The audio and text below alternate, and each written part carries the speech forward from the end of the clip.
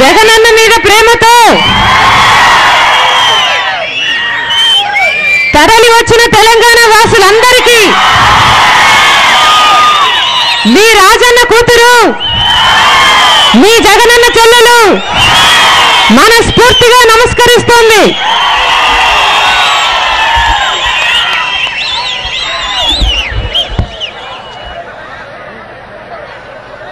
జగనన్న నాయకత్వంలో ఈ మరో ప్రజా ప్రస్థానం అనే పాదయాత్ర కడప, అనంతపూర్, కర్నూలు జిల్లాలు అయిపోయి చేసుకుని ఈరోజు మహబూబ్ నగర్ జిల్లాలో అడుగుపెట్టడం జరిగింది. ఇంత ఆప్యాయంగా స్వాగతించినందుకు మీ అందరికీ కృతజ్ఞతలు. రాజశేఖర రెడ్డి గారికి తెలంగాణ వాసులంటే ప్రత్యేకమైన ప్రేమ. అందుకని ఆయన పాదయాత్ర మొదలుపెట్టినప్పుడు తెలంగాణ నుంచే మొదలు పెట్టుకున్నాడు.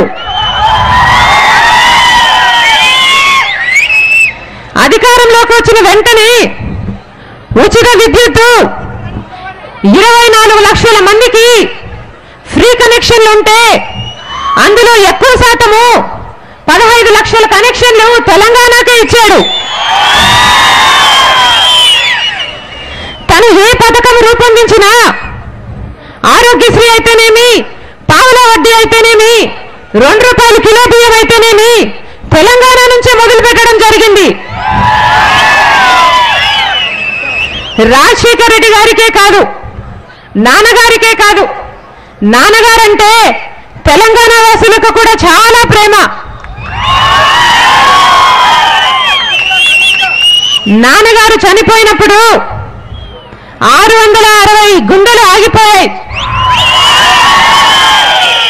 బాధను తట్టుకోలేక అందులో ఎక్కువ శాతం మంది తెలంగాణకు చెందిన వారే.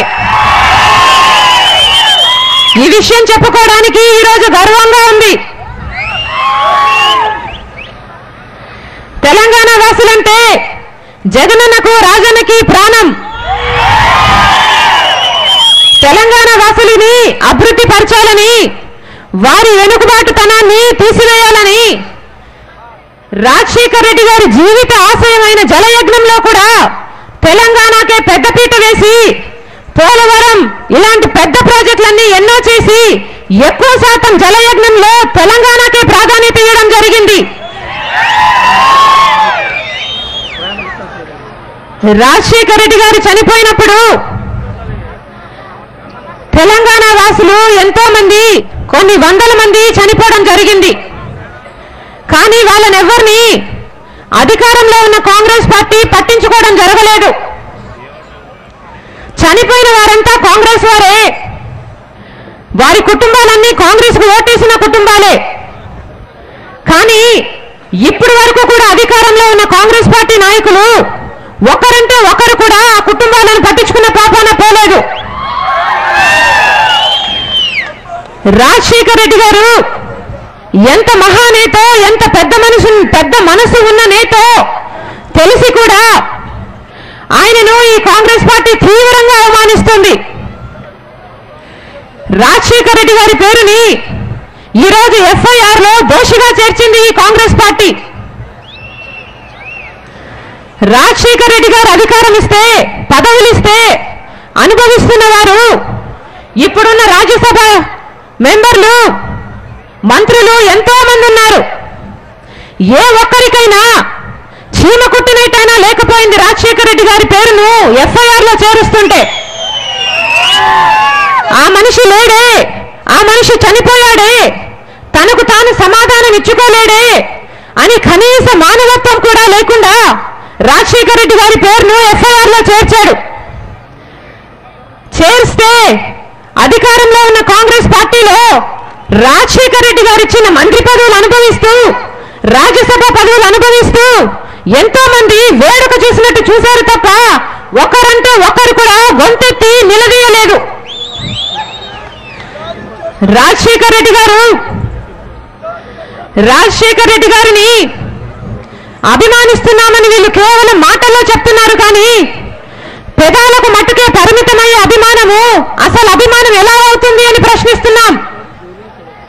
ఇది వెన్నుపోటు కాదా అని అడుగుతున్నాం. రాజశేఖర్ రెడ్డి గారిని ఎఫ్ఐఆర్ లో చేర్చిన ఈ కాంగ్రెస్ పార్టీ ఈరోజు సిగ్గు లేకుండా మళ్ళీ రాజశేఖర్ రెడ్డి గారు మా మనిషి అంటున్నారు. నిజానికి వారికి రాజశేఖర్ రెడ్డి గారి పేరు ఉచ్చరించే అర్హత కూడా లేదని చెప్తున్నాం. ఇక జగనన్న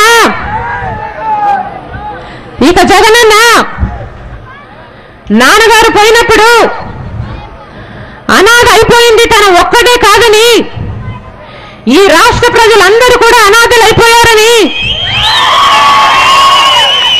ఈ రాష్ట్ర ప్రజలందరినీ రాజన్న ప్రేమించాడు కనుక ఈ రాష్ట్ర ప్రజలందరూ తన కుటుంబం అనుకొని వారి పక్షాన రాజన్న అయితే ఎలా నిలబడ్డాడో వారి కష్టాలలో పాలు పంచుకోవాలని జగనన్న అనుకున్నాడు. వారి పక్షాన నిలబడి వారికి సమస్యలు వచ్చినప్పుడు రైతన్నలకైతేనేమి, విద్యార్థులకైతేనేమి, చేనేతలకైతేనేమి వారి పక్షాన నిలబడి పోరాటాలు చేశాడు. పోరాటాలు చేసి మీ మనసులో స్థానం సంపాదించుకుంటున్నాడని ఈ కాంగ్రెస్ పార్టీ, తెలుగుదేశం కలిసి ఇక మీ మనసుల్లో జగనన్న స్థానం సంపాదించుకుంటే ఆ రెండు పార్టీలకు మనుగడ ఉండదని, ఆ రెండు పార్టీలు దుకాణాలు మూసేసుకోవాల్సి వస్తుందని కుట్రలు పన్ని ఈరోజు జగనన్నను జైలు పాలు చేయడం జరిగింది.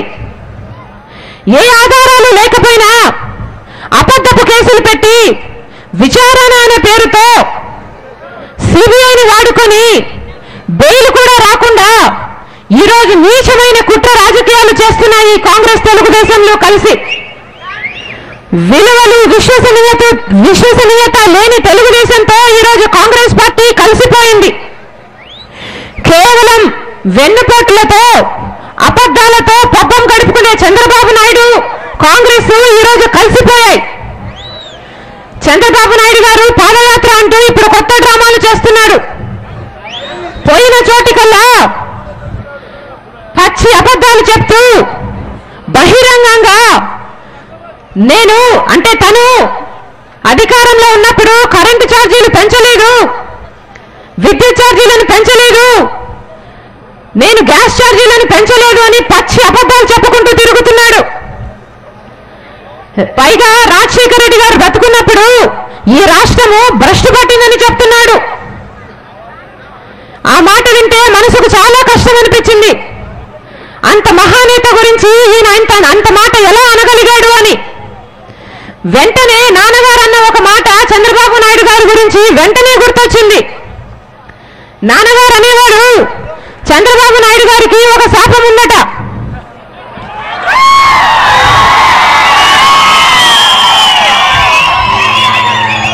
చంద్రబాబు నాయుడు గారు ఎప్పుడైనా నిజం చెప్తే ఆయన తల 1000 ముక్కలైపోతుందట.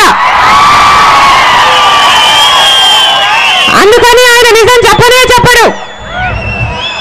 ఒక అబద్ధాన్ని 100 సార్లు చెప్తే అదే నిజమైపోతుంది అని చంద్రబాబు నాయుడు గారు భ్రాంతి.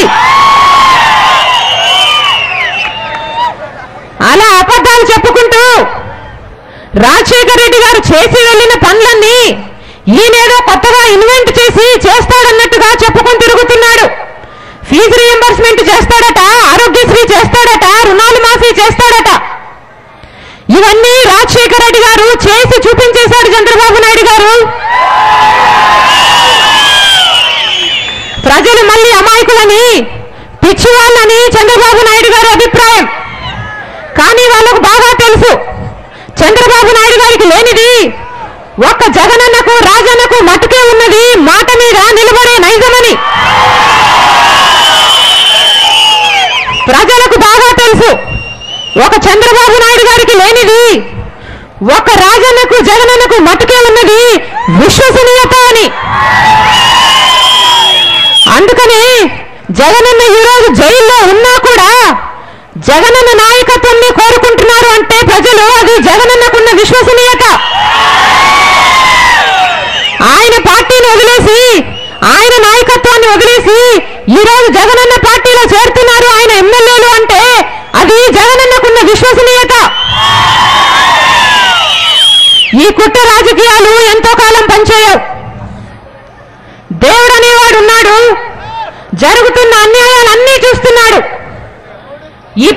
ప్రభుత్వం ఎంత ఘోరంగా విఫలమైందో, ఈ అసమర్థ ప్రతిపక్షం కూడా అవిశ్వాసం పెట్టకుండా ప్రజల్ని ఎంతగా ఏడిపిస్తుందో, ఈ రెండు పార్టీలు కుమ్మక్కై జగనన్నకు వీరు చేస్తున్న అన్యాయాన్ని దేవుడు చూస్తున్నాడు. ఒక రోజు వస్తుంది, ఉదయించే సూర్యుడిని ఎవ్వరూ ఆపలేనట్టు జగనన్నను కూడా ఎవ్వరూ ఆపలేరు. దేవుడు ఉన్నాడు అన్నది ఎంత నిజమో, మంచివారి పక్షాన ఆయన నిలబడతాడన్నది కూడా అంతే నిజం. జగనన్నను దేవుడు త్వరలో బయటికి తీసుకొస్తాడు. తీసుకొచ్చిన రోజున జగనన్న మనందరినీ రాజన్న రాజ్యం స్థాపించే దిశగా నడిపిస్తాడు. సమయం వచ్చినప్పుడు మీరు తెలుగుదేశంకు కాంగ్రెస్కు గట్టిగా బుద్ధి చెప్పి జగనన్నను ఆశీర్వదించిన రోజున, జగనన్నను ముఖ్యమంత్రిని చేసిన రోజున రాజన్న రాజ్యం మళ్ళీ వస్తుంది. ఆ రోజు వచ్చేంత వరకు మీరందరూ జగనన్నను ఆశీర్వదించాలని, వైఎస్ఆర్ పార్టీని బలపరచాలని, ఈ కుట్ర రాజకీయాలకు నిరసనగా బ్లాక్ బ్యాడ్జీలు కట్టుకొని మాతో పాటు కదం తొక్కాలని మా ప్రార్థన.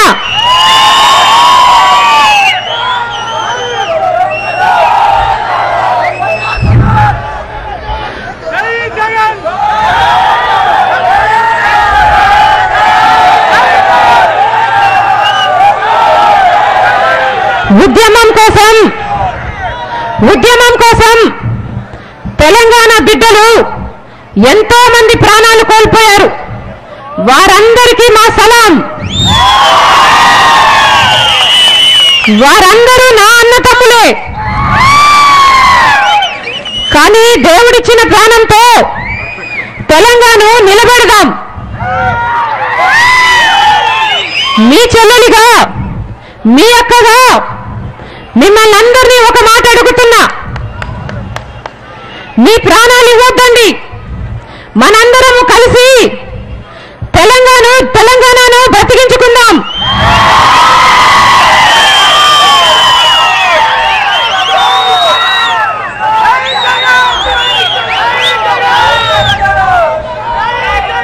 నా పాదం తాకిన పవిత్రమైన తెలంగాణ ధూళి మీద ఒట్టేసి చెబుతున్నాం, జగనన్నకు రాజన్నకు తెలంగాణ అంటే ప్రాణం. ప్రతి తెలంగాణ ఇంట్లో ఉన్న కన్నీళ్లను జగనన్న తుడుస్తాడు. ప్రతి తెలంగాణ ఇంటిని సంతోషంతో నింపుతాడు. చేరి వచ్చిన మీ అందరికీ, ప్రతి అన్నకు, ప్రతి అయ్యకు, ప్రతి అక్కకు, ప్రతి అమ్మకు, ప్రతి అవ్వకు, ప్రతి తాతకి, ప్రతి తమ్ముడికి, ప్రతి చెల్లెలికి మీ సమయం మాకు ఇచ్చినందుకు, మీ పనులు మానుకొని మా కోసం వచ్చినందుకు, మీ ప్రేమకు, మీ ఆప్యాయతకు, మీ అభిమానానికి, మీ అనురాగానికి శిరస్సు వంచి చేతులు జోడించి మనస్ఫూర్తిగా నమస్కరిస్తున్నాం.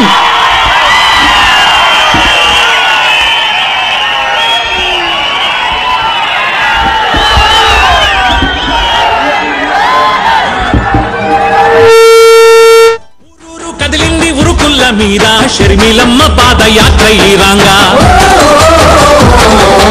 ఊరూరు కదిలింది ఉరుకుల్ల మీద షర్మిలమ్మ పాదయాత్ర ఈరాంగా.